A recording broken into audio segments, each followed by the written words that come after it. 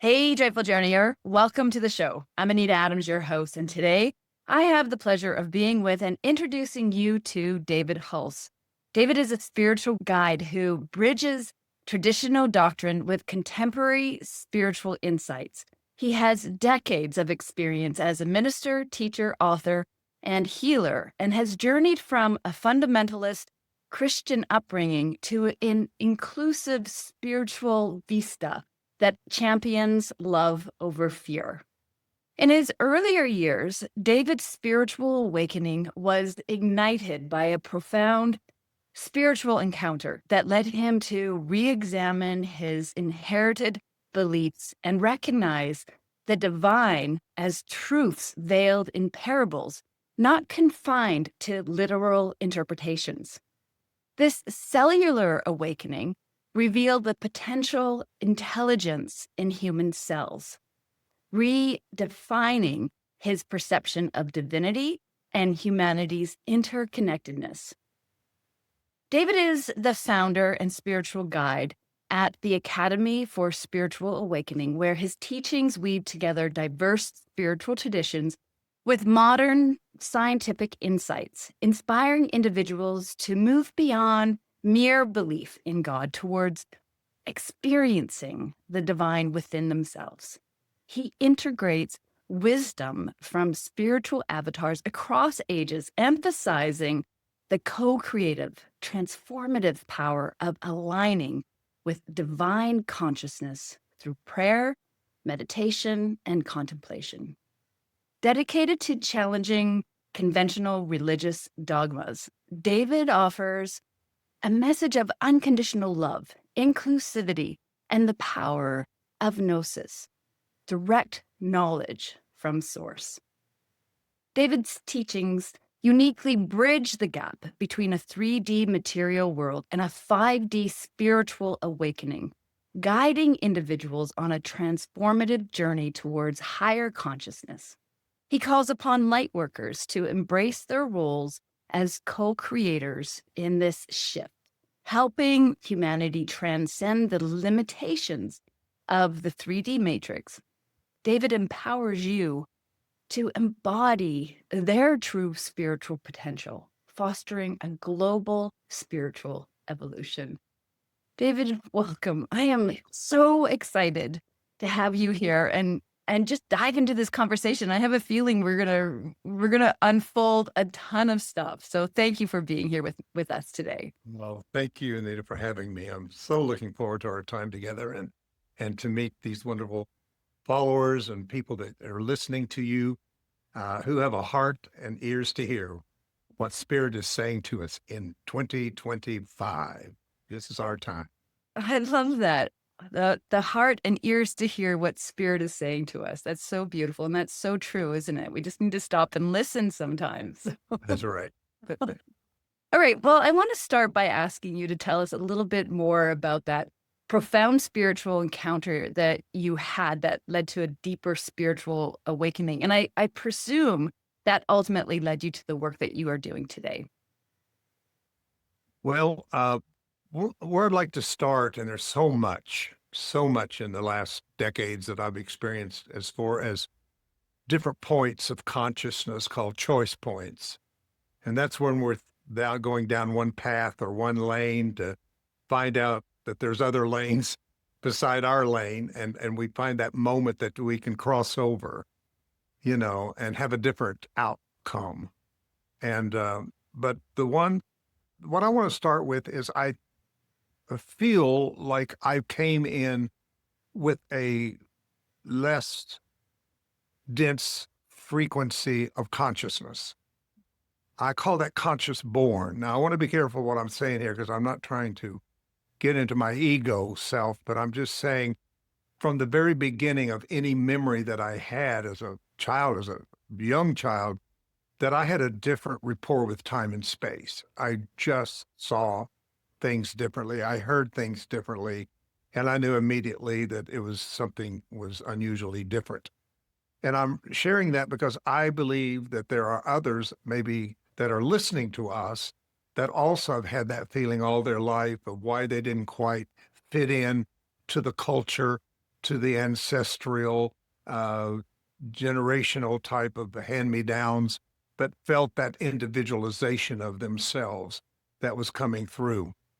And I think that's the people we're speaking to on these kind of podcasts, are those that maybe don't fully understand what their life has been and how they fit in. And we want to help them in this podcast to give them a sense of self and empowering themselves to know that what is happening to them has a spiritual component to it. But in 1963, as a very young man, around 17 years old, I received what the church I was raised in called the baptism of the Holy Spirit. Now, the baptism of the Holy Spirit, to me, looking back, is one thing, but what I experienced is another thing. So I did not experience it as my religion or in my religion. I experienced it individually for myself. And I did not know what happened. I was a rather shy, introverted kid who didn't want to stand up in school and give a book report or anything like that. But when this experience happened, it raised everything in me, my voice, my frequency of everything, until I thought, who is talking through me right now? And I knew that something had changed. And as I began to do that, speak from that vibration, people started listening to me. And from that, a ministry was born at that young age. I pastored my first church when I was 19 years old, and I was way ahead of the game, age-wise, as far as having to live these 4 lives in this lifetime that I was told I was here to live. And we can talk about that at some point, too, because it's kind of an interesting to understand the contracts and agreements that we've made previously that we've come here and we've forgotten that's being activated in us right now, that's causing a lot of things that we're feeling that we might perceive as chaos in our life, but actually it is a disordering for reordering that is taking place. But anyway, that's what started it with me, and I continue to just speak. As I begin to try to draw from what I had learned from my religion and from my family, did not connect. And I just did not understand it. I heard about this anthropomorphic old man in the sky God who was pretty mad all the time and did not care for certain people that did not fit the laws and the morality of the Old Testament. And somehow I, through that, discovered a presence in me, a presence in here that was totally a different presence than the God I was being told out there. And that's when I started speaking from that place. And that place was a place of love. It was a place of being inclusive and oneness and all of that, which did not go well in my religion because they loved to hear about the sinners. They loved to hear about the people that were bad and wrong because that made them feel good about themselves. So I was taking away their scapegoat for feeling righteous and feeling saved by acknowledging the unsaved. They felt saved. And that continued on. And I think what I want to bring me to is 1988. I went to a crisis, the dark shadow of the soul, whatever they call it. I went through that. And at that time, it felt like I lost God. That's what it felt like. I perceived it. I lost God. And I was totally, pissed. I was mad at God. If there was a God, why would you do this and call me and then desert me that I don't believe in you anymore? What am I going to do with my life? And it was just a complete crisis that I went through. So something happened at that time that changed everything for me. I was speaking in Memphis, Tennessee, in a very not pleasant situation, trying to grasp for something to talk about. It wasn't flowing through me. I was really working too hard at it, and I thought something is not right here. And someone felt to bring a little tape to me. At that time, it was a cassette tape, I think. And I was in this motel room, and it said on there, please don't leave your room if you have to. It was just that bad of a neighborhood. So here I am losing my belief, losing God, losing everything. And here I am in this horrible situation. I'm in this motel that is horrible on a bad part of town. And I thought, how bad can it get? TV would not work. I couldn't leave the room. And there I was.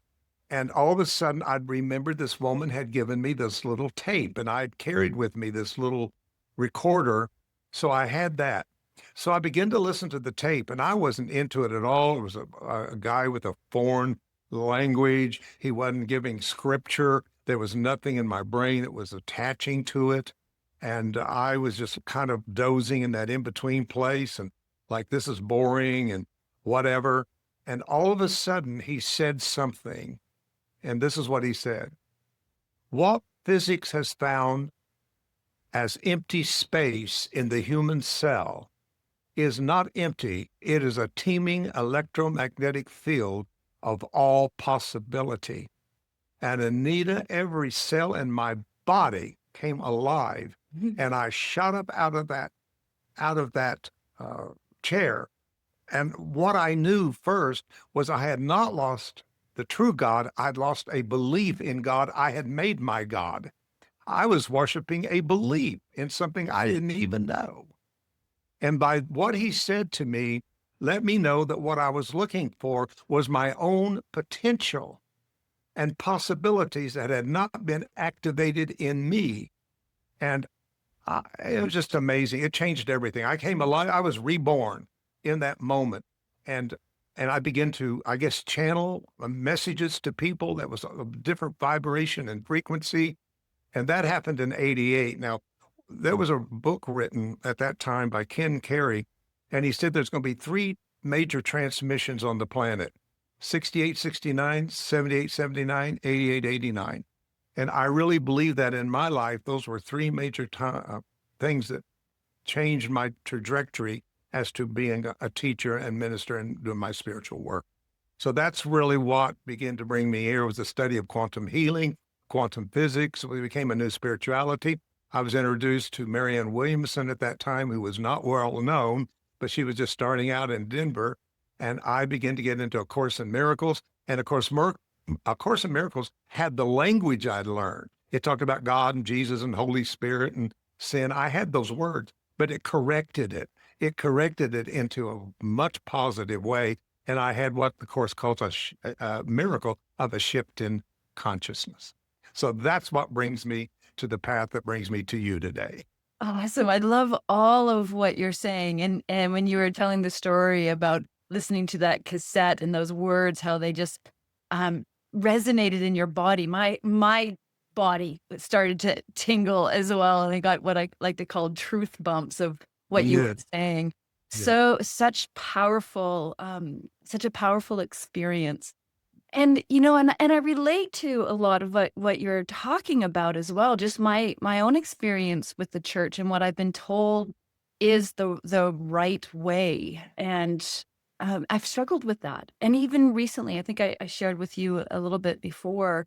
But I'd love to talk about it again now, since we're talking about that, how we hold on to some of these old beliefs, and how they can really, I think, dampen the spirit within us. And like you, I really do believe in God within, that powerful voice within us, and I believe we all have that. So my experience recently was I went to I started going to the church here where I live.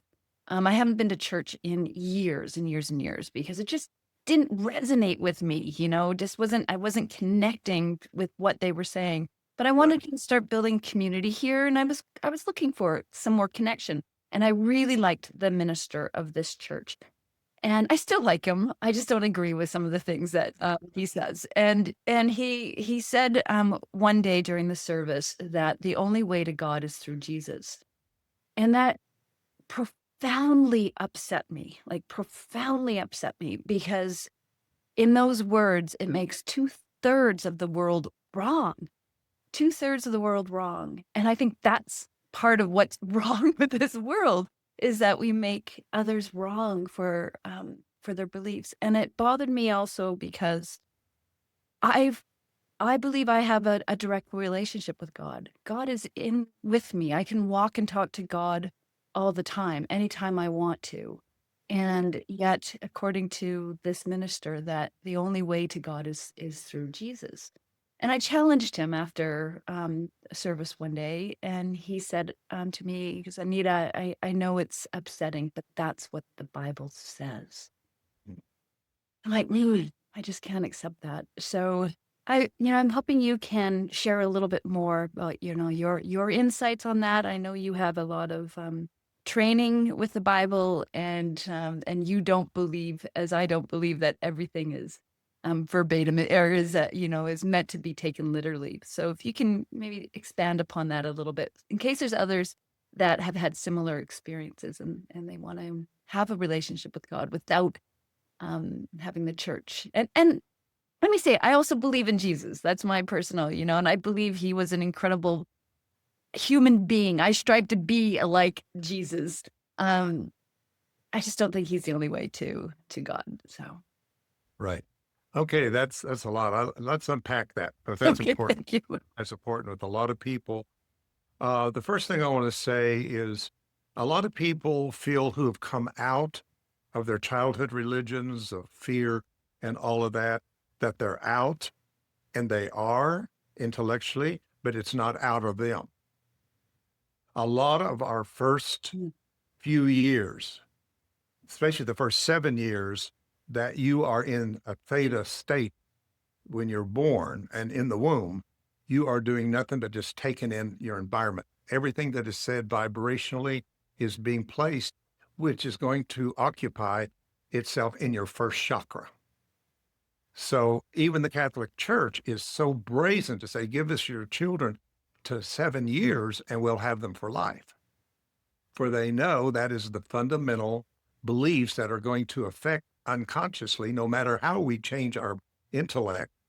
So we really have to go through a cleansing out of what I call the healing of the chakra works, especially those first three chakras, which is tribal, which is others, and self, and all of that. So I really believe in that, first of all. But I want to say what your minister said to you, maybe, and give it a little twist to it, that maybe he wasn't totally wrong to say that it's through Jesus. Now, if he'd have said it was in Jesus, I listened very carefully to little words.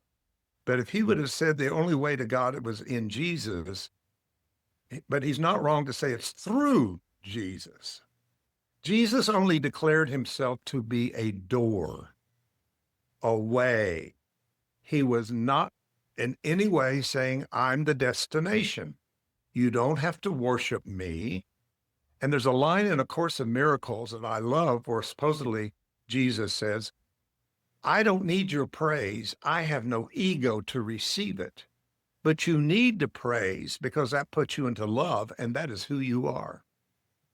Isn't that powerful? That's beautiful. Yeah. So I've learned to know this Jesus outside of Christianity. In fact, I call him Yeshua because I don't think he heard his name as Jesus. That came in when the Greek was translated into the English, that we ended up with this term Jesus. But call him what you will, just the intent is to call the Christ in us. But anyway, It's I funny that think you my, said it. Sorry, the yeah, the Christ in us, is that what Yeshua means? yes, I did not know that. Okay. yeah. See, that takes it out of context of Jesus, just the body, Uh-huh. to the Christ that he brought us, which is the true self that we are. Christ is a collective term. He didn't own it for himself. That's why the Bible even tells us Christ in you, Anita, the hope of glory. Christ in me, David, the hope of glory. Christ in everybody listening to us. It's not Jesus in us, it's Christ in us that came through the teachings of Jesus, not the man, but the teachings. That's why they got rid of so many of his teachings. Do you realize there's nothing in the Bible from the age of 12 to 30 that Jesus ever said in the Bible? Those are called the 18 missing years of Jesus. Well, that's what is being restored back to us in the form of revelation and channeling, is some of that information that got edited out because it would self-empower us so much that the Bible was finally designed for a way to keep us in fear. You have to die to go to heaven. You have to die to really see Jesus. And they use death as a way to God when Jesus is said, I'm the way. Now, here's the key. Here's the scripture they use in John. No man can come to the Father but by me. I'm the way, the truth, the life. But what they're missing is God's name is I am. So that I did not, am the way. yes.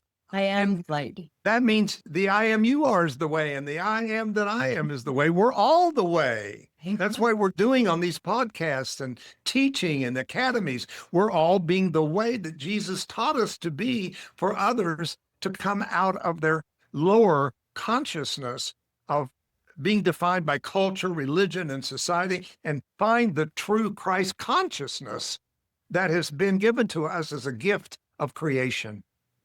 So what I'm saying to you, I have no trouble with I'm the way, I'm the truth, I'm the light. Now, here's the example I'll give real quickly. Across your city today, there could be different meetings. There could be an AA meeting, and people are getting up and saying, I'm an alcoholic. There might be a political meeting where somebody's saying, I'm a Democrat, I'm a Republican. Maybe there's an atheist meeting. I am an atheist.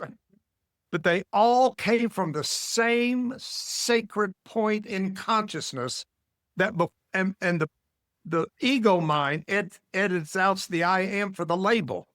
So we just hear the label because I'm not a Republican, I'm not a Democrat, I'm not an alcoholic, I'm not a this. But we all started out as the universal I am presence. And I think that's what Jesus was saying. I'm channeling a higher I am presence in me to awaken it in you. Don't build a religion on me. Don't worship me. Listen to my teachings, because I have direct knowledge from what he called Father, which meant the Spirit fathered what came out of his mouth. And he was born in a religion. He had a culture. He had everything that we had.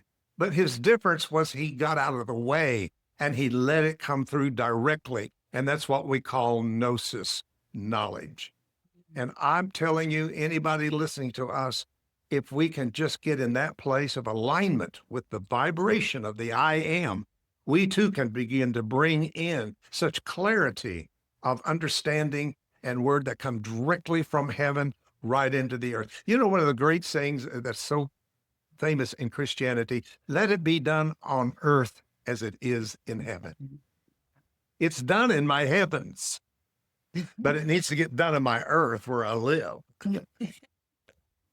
Oh, that's amazing. You bring me to tears, truly. Like it just touches me at such a profound level. I have a beautiful practice of, I'm reluctant to use the word channel. I don't know why. It just feels uncomfortable, to me. I understand. Yeah. And I think of charlatan when I use that word. Yeah. You know, so, but I have conversations with God, and I do it, in many different ways. Walking in nature is a big way, but I also do it, in prayer, and I do it while I'm sitting at my computer writing. I close my eyes and I write, and it's a way for me to document the conversation, and I allow things just to stream through me, and I have this conversation. And some time ago, I was at the early on in doing this. Every time I would enter this conversation, I would, say, "Good morning, God," and I would get, "Good morning, Anita. You are loved." And I would ask, and because I would always get that, "You are loved," and I'm like, "So you say that every morning? Are you trying to tell me that I need to understand that more?" And the response came back, "Yes, and you need to understand that you are love, capital LOVE." And from there, a conversation ensued, and I keep getting, to that I need to continue to not only talk about myself being love, but sharing that message with others. And that the phrase, I am love, I am light, I am joy, is the message that I'm guided to share with others, that You know, you are love, you are light, you are joy. And so hearing you share this right now, what you just did this moment, feels like a confirmation again. It's another message coming from God through you to me that yes, we are all love, we are all light, we are all joy. We need to tap into that. So thank you. Thank I you. love it. For, And I love it that you're saying, I am love. It, if people say to me, I have love, that's an emotion. It comes and goes. It's conditional. But the I am love is always, always present. yeah, it's so Yeah. helpful. Thank you. I want to shift a little bit and talk. You in your bio, you say that your teachings bridge the gap between 3D material world and a 5D spiritual awakening. And for the listeners who may not be familiar with those terms, can you just explain what that means and how you help people navigate that transition? Sure. Well, the simple way of talking about it, because it can get really deep into the subject, but basically, I'm going to take Einstein's idea that everything that I see through the sensory part of myself has a height, width, and a breadth to it out here. And that's 3D world that we live in. We wake up in it every morning in a 3D world. Then he said, well, we have to move through that space, so we will experience something called time. Time is not real, but it will give you a way of moving through space and give you a time. So we call it space time. And that's where we live on this planet pretty much every day.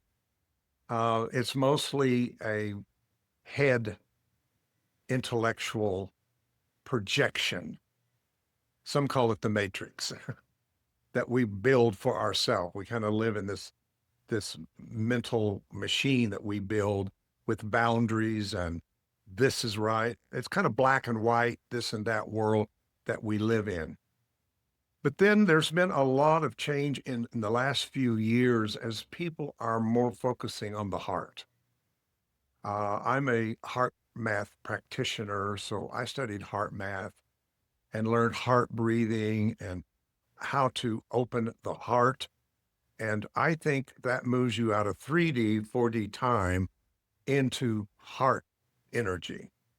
And heart energy is what I'm calling 5D. Now, we're just using numbers, right? But really, we're talking about experiences.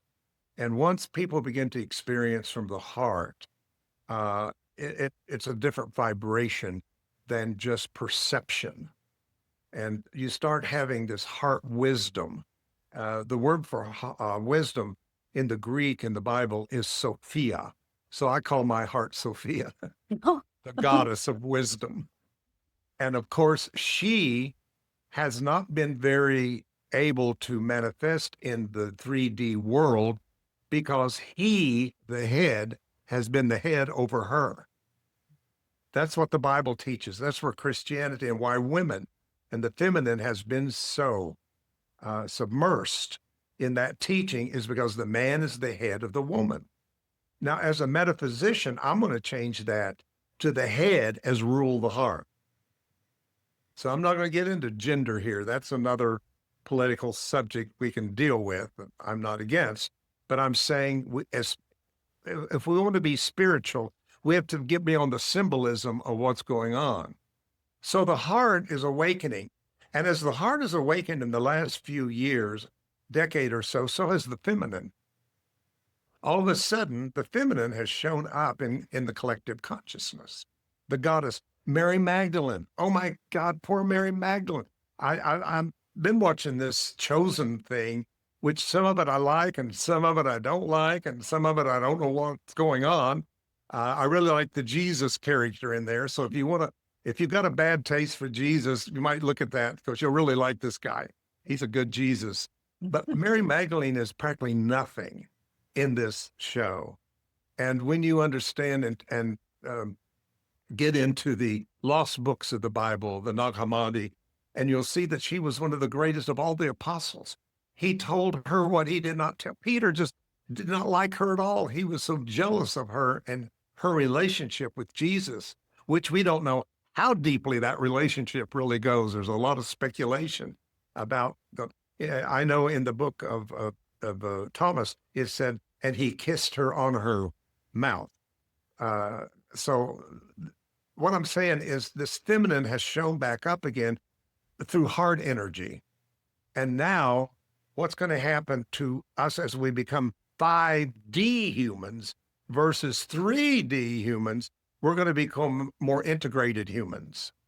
We're going to become more androgynous humans, meaning that all of us, no matter what our gender is going to bring that male and female part of ourselves, that yin and yang part together and become more holistic and whole. And I'm using WHOLE, not HOLY, holistically.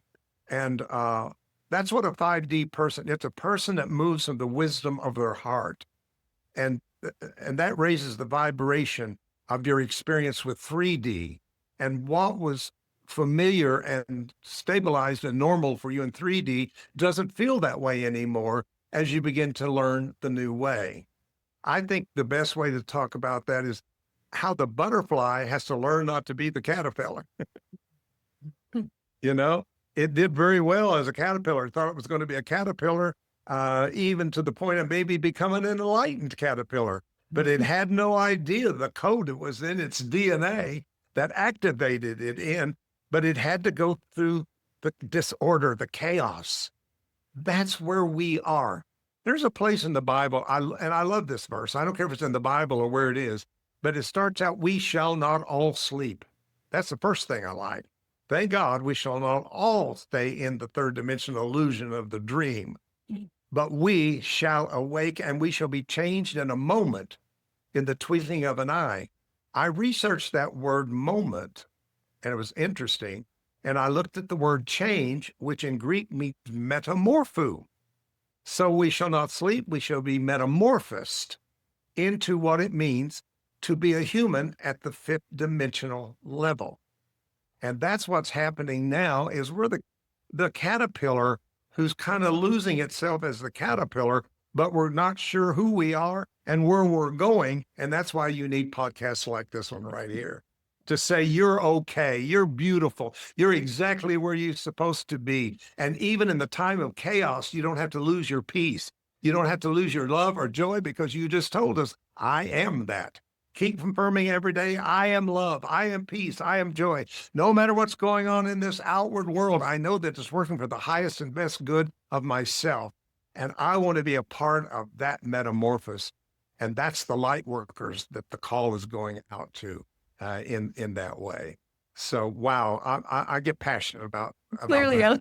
I love it so much. There's so much that you said that I really love. We're going to, in a moment, we're going to move into that whole chaos and what's going on in the world and dive into that a little bit. Before we move there, though, I need to share. I love Okay. that you brought up Mary Magdalene, and it's so interesting to me because she has become in my consciousness in a big way, just in the last 2 months. And, I've always been aware of Mary Magdalene through what the Bible has taught us, that she was a prostitute. And I understand that something like 50 years ago, the Pope at the time retracted that and said that she wasn't actually a prostitute. But that aside, she came into my consciousness through meditation, like powerfully dropped in on me. And I'm like, I need to learn more about this woman. And that's when I learned that, yeah, the Pope changed this, that she wasn't actually a prostitute, that there is actually a gospel of Mary that was never put into the Bible. And that her teachings are so aligned with what I believe and what I am teaching about that inner wisdom, that light within, that God is within all of us. And when I read some of that, I'm like, I'm so excited And I feel like I need to really dive deeper. I want to go as deep as possible in understanding Mary Magdalene's teachings. And I feel again that you bringing her name up right now is another way that God is talking to me and confirming that, yeah, this is your path, Anita. This is your path. Focus on that inner wisdom. The teachings of Mary are so aligned with what you're doing. Keep it up. So thank you. You are welcome. Thank you. Thank All you. right. All right. So, yeah, let's dive into this next question. From your spiritual perspective, how do you interpret the upheaval and the chaos we're witnessing in the world around us right now? Well, I try to start from experience before I go into knowledge. So the experience was 25 years ago when I was in meditation and a lot of contemplation. These words were formed in my consciousness as a question. Do you want to work and try to fix what's breaking down, or do you want to work with what's breaking through? I didn't quite even know what that meant, but that experience I told you that I had in Memphis in 88, that's when my mind outgrew my brain. And I realized my mind wasn't all here, but it's in every cell of my body. There's an intelligence center.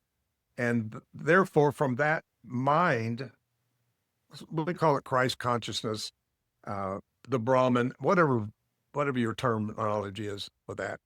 But I knew that I made an irrevocable choice to work with what's breaking through.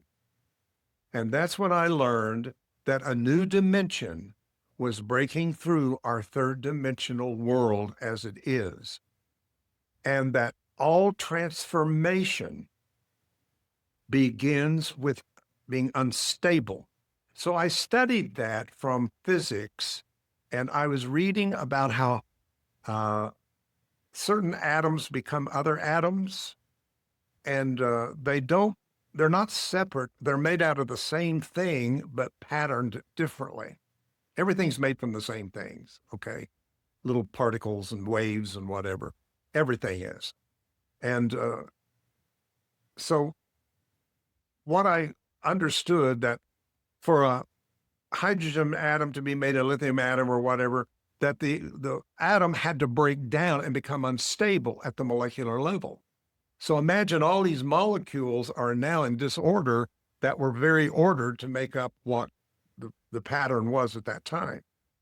And the molecules, and then it said the most wonderful kind of story that one of those unstable molecules came over here and got quiet. I'm sure it took a breath, a deep breath. And all of a sudden, another molecule.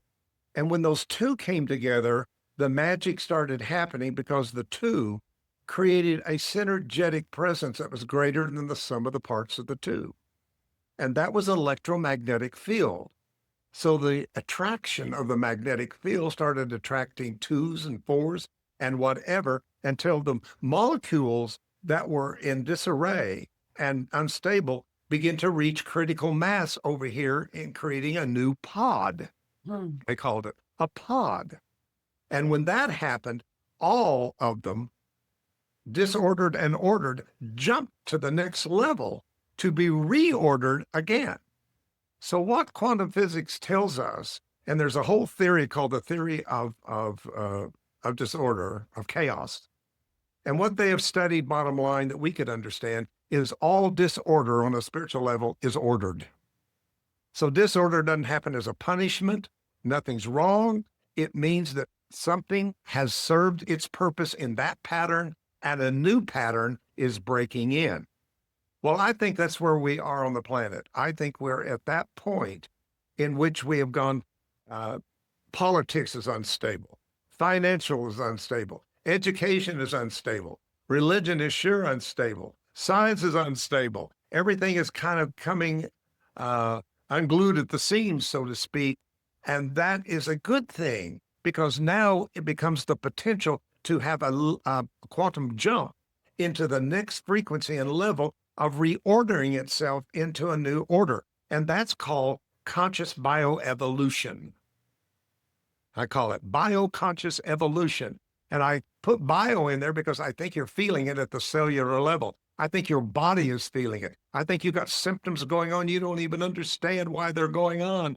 And and and I'm here to tell you that everything is happening because we are poised for the next leap into becoming what I call a 5D human.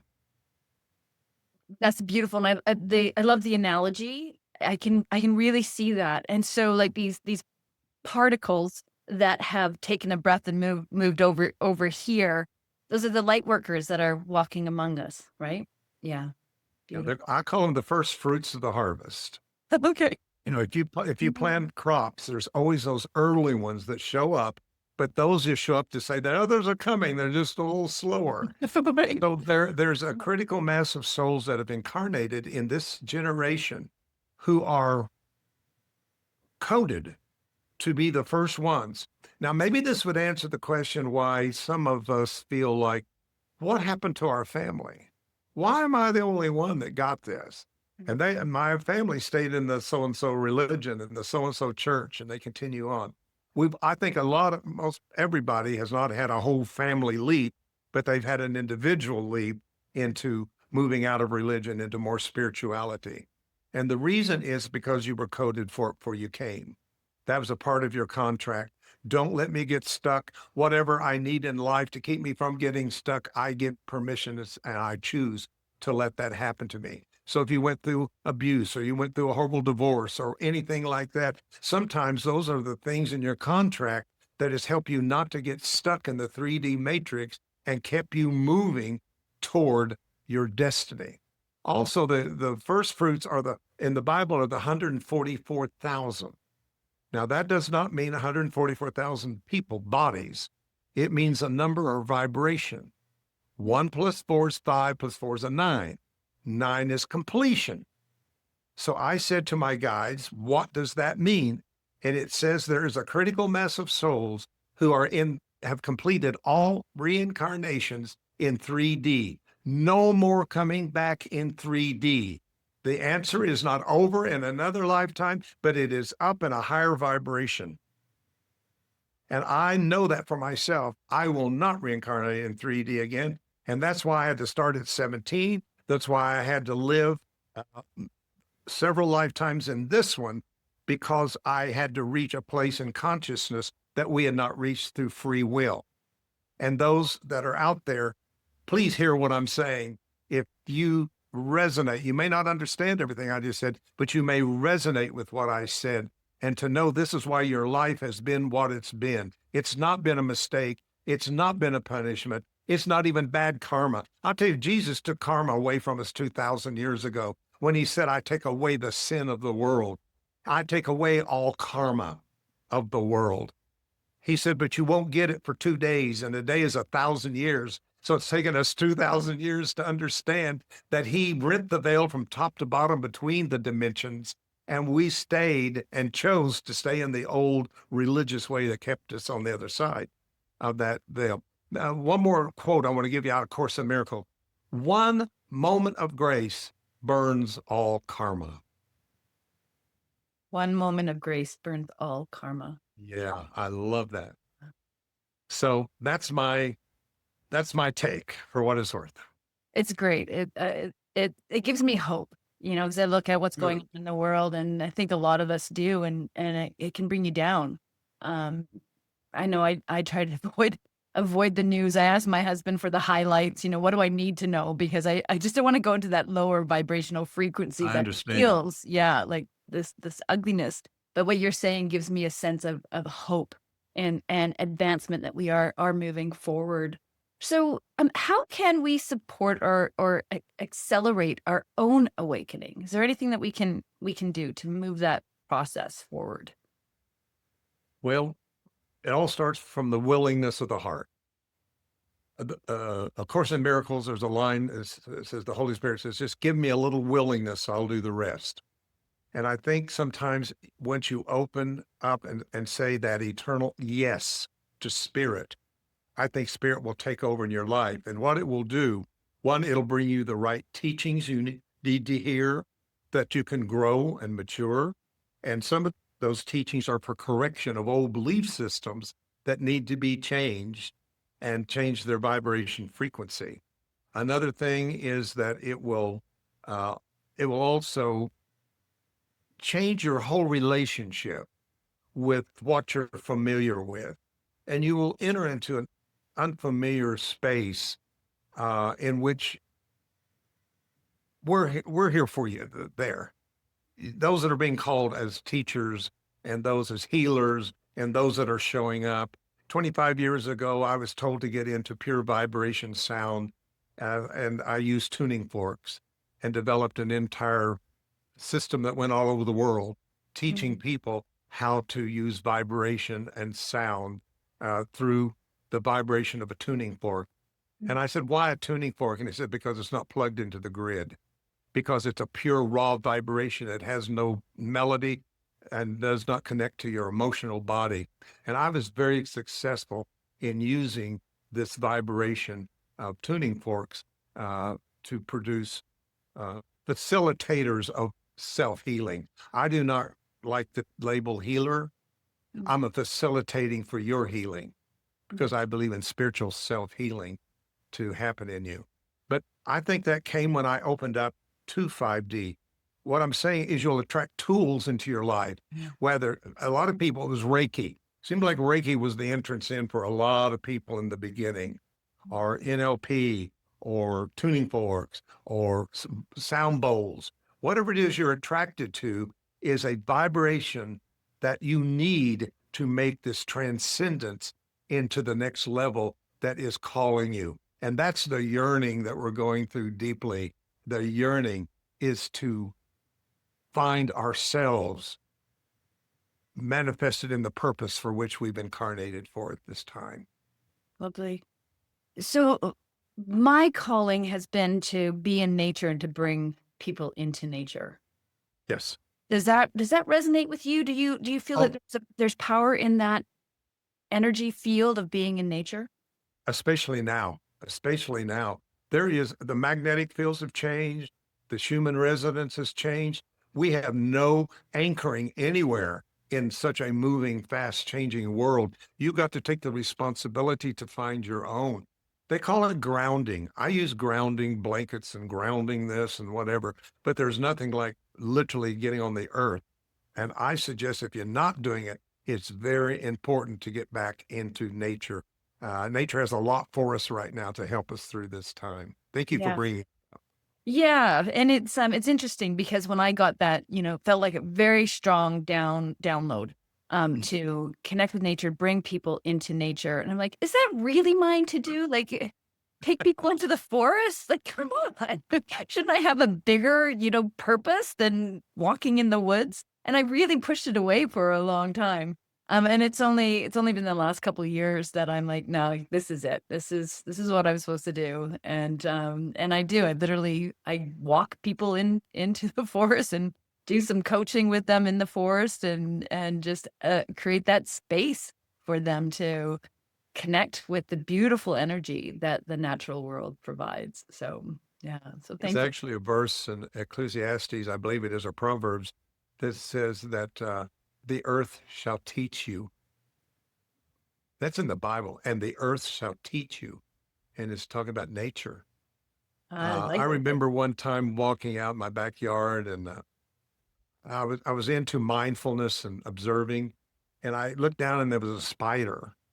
And of course, my first thing is a fighter, thing. But something said, watch it. It's got something to teach you. Yeah. And I just watched the spider. And what I learned in that was the spider was so busy being the spider that it wasn't being anything else but itself. And Yeah. I knew that was the message to me. Quit worrying so much about where you come from or where you're going, but be all that you are in this moment. Yeah. And I said, thank you, little spider, for giving me that simple message that was Oh, profound to me. Yeah. okay, there's another commonality. I got a similar message about spiders. And they just kept showing up. Like, it was so weird, like, everywhere all the time. Like, just like, I would look down and there'd be a little spider walking, and my house is not infested with spiders, but there was a period of about 2 weeks where everywhere I look, I was seeing a spider, and I'm like, "Okay, there's something for me to learn here."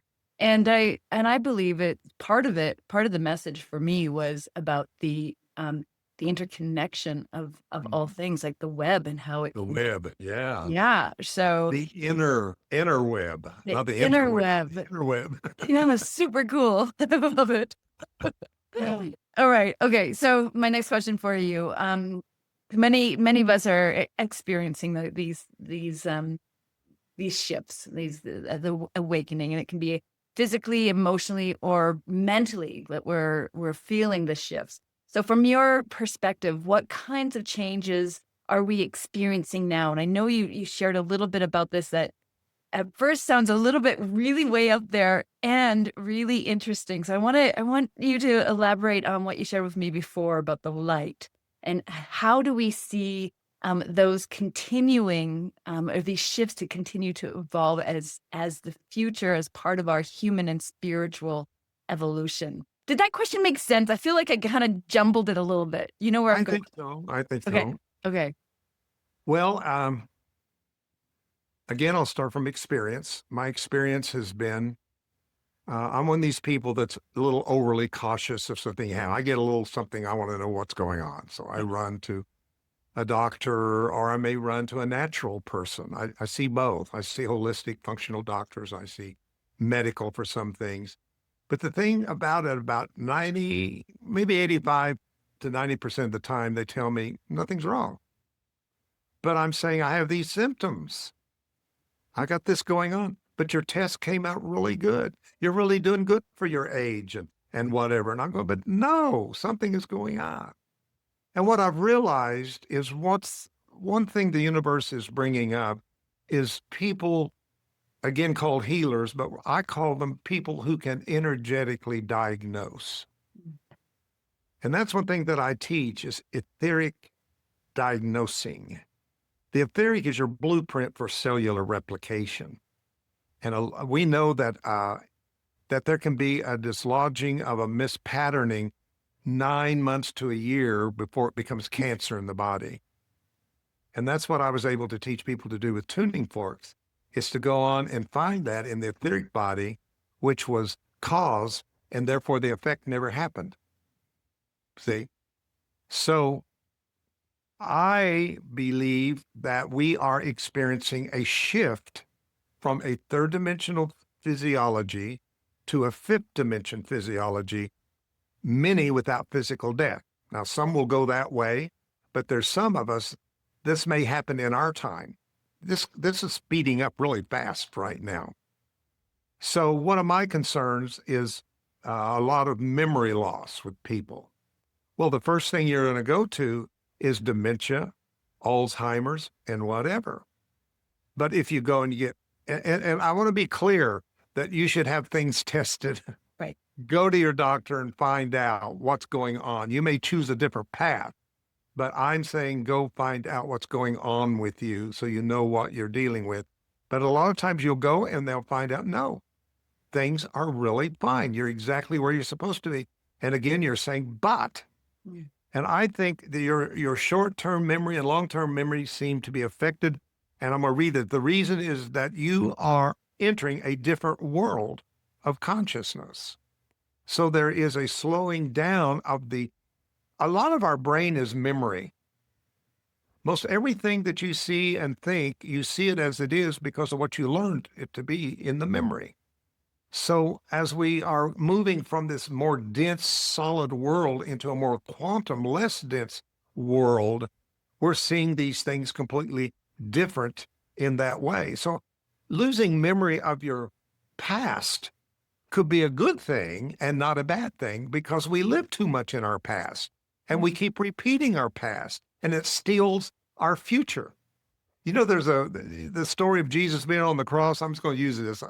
It's not a theological thing, but Jesus on the cross with two thieves on each side.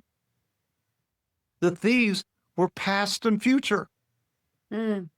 That it was stealing the now. He represented the now in the story. Now, I'm not saying that's literal or whatever. I'm just saying the story. Why was there two thieves? Because we keep Spirit wants us to find the presence I think people are losing identity. Who am I? Why am I here? What is my purpose to be here? I think that's happening. I think people are having chronic fatigue. I know that I am. Like, what's wrong with me? I go to the doctor. There's something not going on with me, but I am processing at night. I'm going into my astral self at night. I'm doing things that are very busy on a spiritual level, and my body is not able to handle it sometimes, and I need to go rest. And my ego says, well, you lazy thing, taking a nap in the middle of the day. But Spirit says, no, take that nap and eat right and take care of your body, because it's the only container and we have into 3D for us to move through. I think confusion. People are confused what I believed. I thought it was this. I thought it was going to be that. They told me this was going to happen, and it didn't happen. Let's take the word confuse. C-O-N means with, fusion. Mhm. So that means people are confused, have left a mindset and not arrived at the new mindset, and they're in confusion. So they're out in the middle, caught between two worlds, one they've left and one they're not coming to. So we might find that in some way. Waking up in the middle of the night is everywhere. Between 3 and 5 a.m. is an open portal of something that is taking place and happening. So if you're out there listening to me and you're waking up somewhere between 3 and 5, don't fight it. Don't take the sleeping pill. You know that something is taking place on a spiritual level at that particular time. You don't feel like you belong. You go to family things, you go to holidays and whatever that you used to love, doesn't feel the same anymore. Things that were important was not near as important to you at this time. Dietary needs are changing. There is no doubt about it. As we move from density of lower chakras, that we'll move out of more dense foods like meat and whatever else like that. It's not about being a vegetarian. Don't even put a label on me. But I'm noticing my diet is changing on its own. I'm not working at it. But as I'm raising my vibration through the chakras, I'm getting into less dense foods that I'm attracted to. Strong emotions, crying for no reason, feeling things very deeply, feeling like I'm losing it. Oh my God, what's wrong with me? Let me give you a scripture. He who loses his soul shall find it. So, sometimes we lose something to find something else. And on I could go. I've got a whole list of things here that I talk about, but these are energetic spiritual symptoms that transformation is happening to you. I love it. And I resonate with so much of what you're talking about, the wake up calls at between 3 and 5, the shift in the diet, all of that really resonates. So thank you for that. It's giving me another perspective. It might not just be hormones. It might be, there might be some hormonal stuff going on. Maybe it is, maybe it isn't.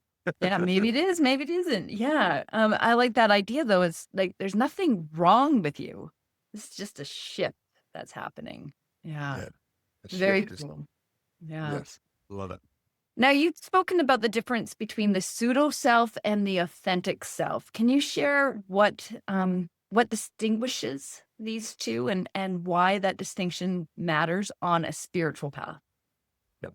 Well, there is what we call an the I am is an authentic self. That is the individualization of the one individualized itself.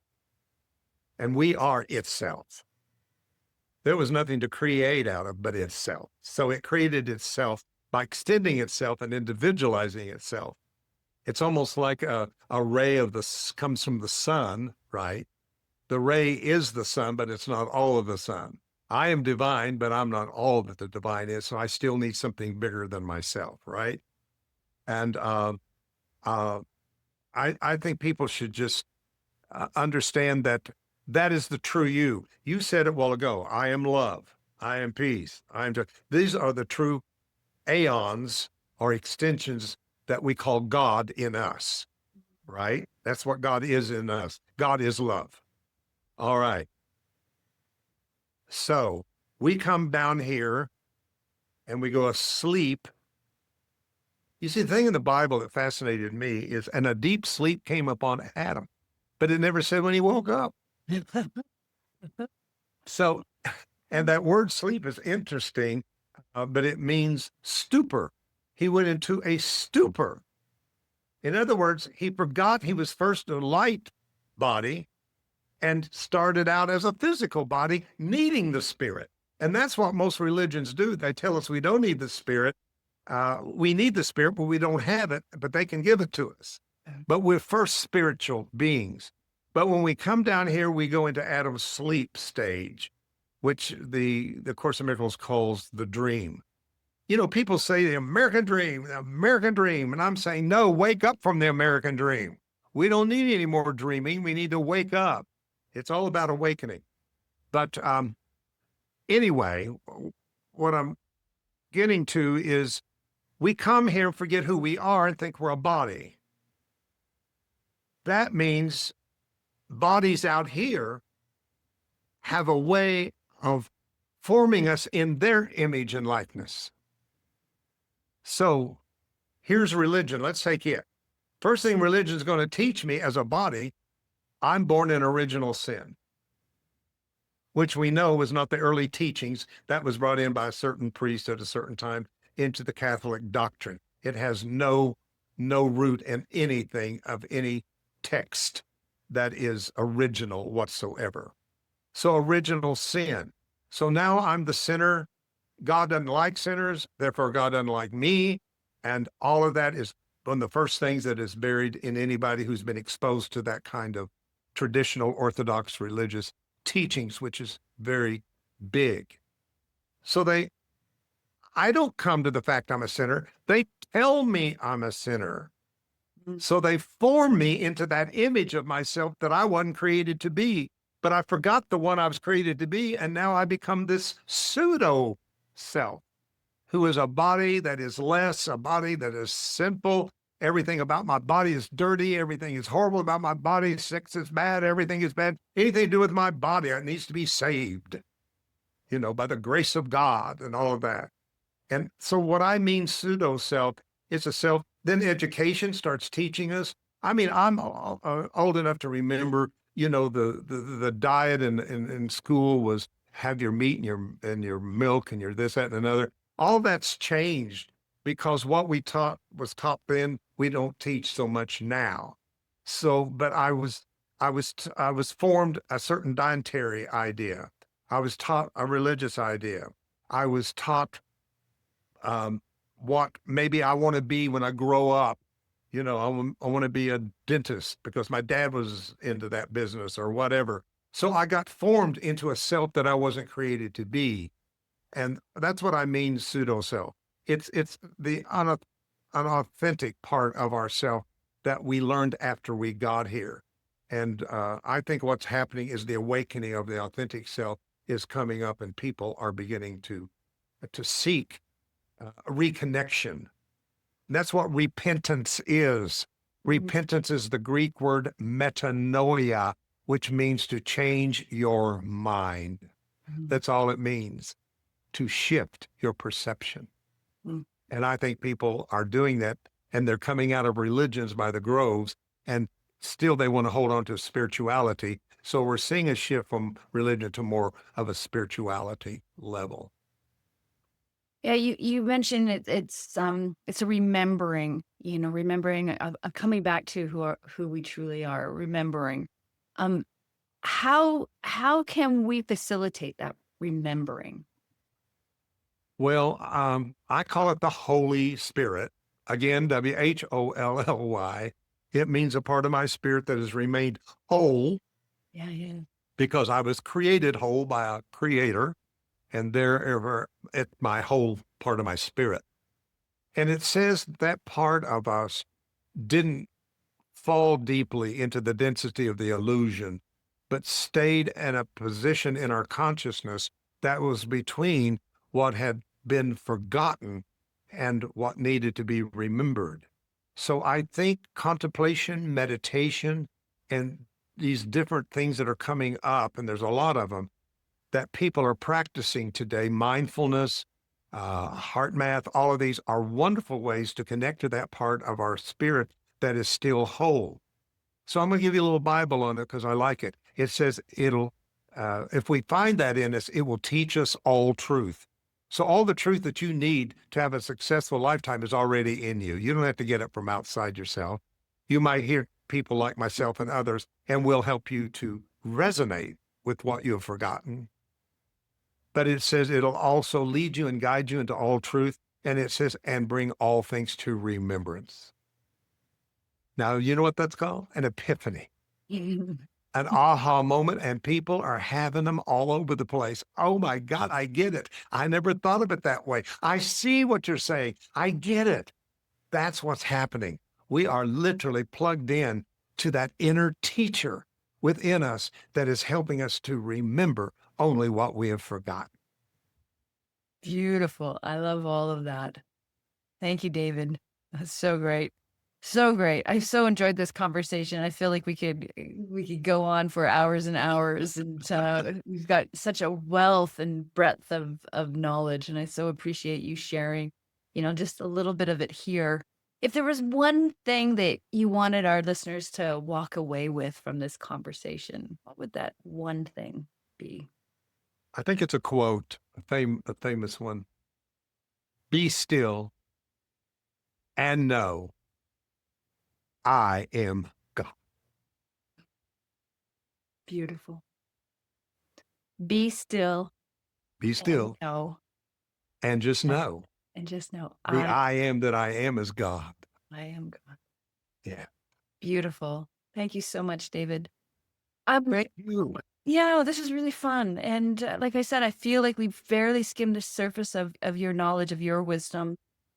How can people work with you? Can you talk a little bit about that if they wanted to? And we'll include links in the show notes and whatnot. But tell us a little bit about how you work with Okay. The easiest way is just David Hulse. That's like your pulse with an H,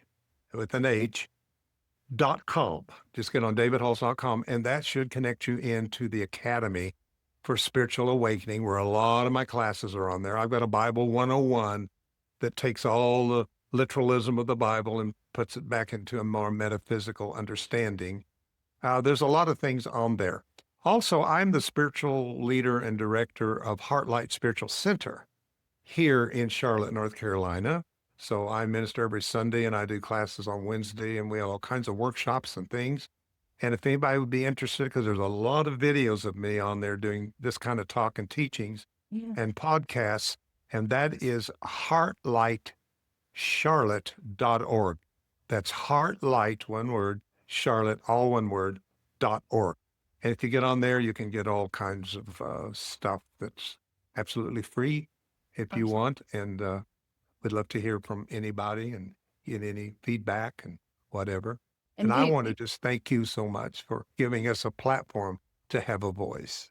Oh, absolutely. Yeah, I really, truly loved Let's our do it again. conversation. Let's do it again. Yeah. All right. Well, thank you so much, David. I'm going to be checking out your website. I'm so intrigued by you and the work you do, and everything you say resonates at a cellular level. So I think it's super, super cool.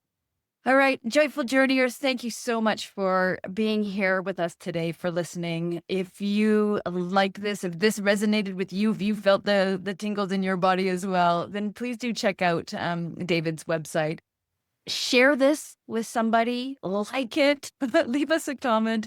Just let's get engaged. Let's bring more particles over to this other side that is, raising the collective vibration. So thank you for being here, and we'll catch you next time. Bye for now.